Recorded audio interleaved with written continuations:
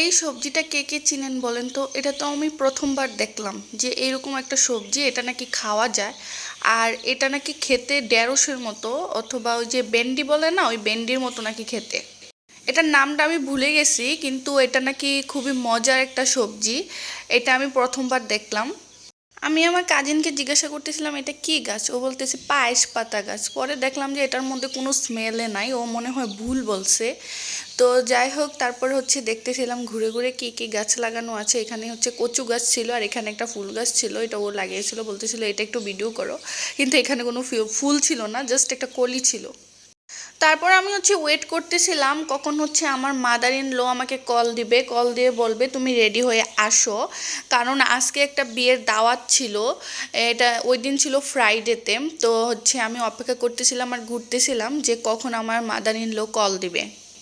তারপর আমার mother in law call দিল, কল দিয়ে বলল যে তুমি তাড়াতাড়ি চলে আসো বিয়ের দাওয়াত খাওয়ার জন্য। তো আমার তো এখানে তেমন কোনো জামা কাপড় ছিল না, সব জামা কাপড় বাসায় ছিল। যদিও বাড়িতেও জামা কাপড় ছিল, কিন্তু কোনটা কোথায় রাখছি সব ভুলে গেছি, যেটা সামনে পাইছি ওইটাই পরে নিছি। আর এই যে দেখুন, আমার হিজাবের সাথে আমার জামার কোনো ম্যাচই হচ্ছে না, কারণ হচ্ছে আমার কয়েকটা হিজাব বাড়িতে, কয়েকটা হিজাব হচ্ছে বাসায়, কয়েকটা ড্রেস বাড়িতে, কয়েকটা ড্রেস হচ্ছে বাসায়।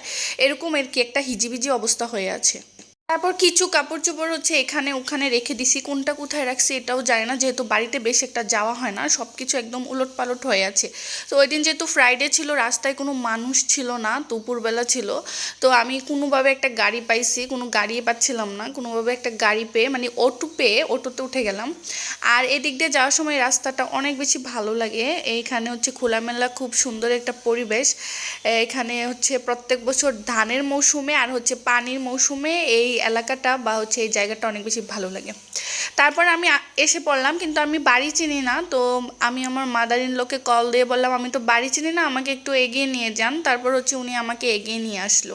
আর এখানে এসে আমার এত বেশি লজ্জা লাগতেছিল, কারণ আমি কাউকেই চিনি না। তো এখানে জামাই চলে আসছে, আসার পর হচ্ছে জামাইকে সবাই রিসিভ করতেছিল, আর হচ্ছে গেইটে হচ্ছে টাকার জন্য ধরেছিল। তো এটা হচ্ছে মানে বিয়েবাড়ির ঐতিহ্য, সব জায়গায় এরকম হয়।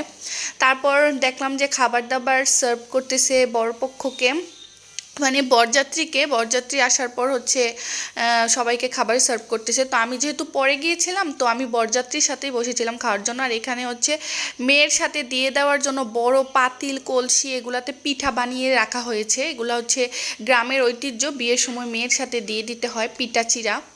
তারপর আমি হচ্ছে খেতে বসলাম, খাওয়ার পর হচ্ছে মানে সবাই অপরিচিত ছিল, অপরিচিত সবার সাথে খেয়ে উঠে গেলাম। তারপর হচ্ছে আমি দইটা নিয়ে চলে আসলাম, যেহেতু ওইখানে বসে আর আমি খেতে পারবো না।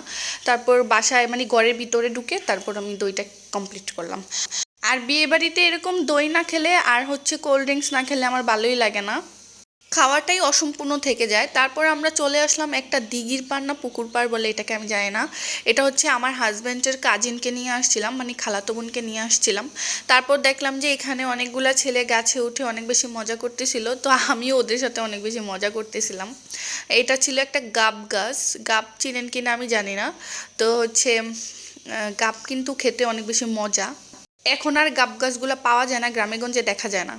আমি যখন ছোট ছিলাম তখন আমাদের এলাকায় অনেক গাব গাছ ছিল এবং অনেক গাব খেয়েছিলাম। তো যাই হোক, খাওয়া দাওয়া শেষ করে এখন বাড়িতে চলে যাচ্ছি। এই ছিল আজকে আমার বিয়ের দাওয়াত। তো সবাই ভালো থাকবেন, সুস্থ থাকবেন, টাটা বাই বাই, আল্লাহ হাফিজ।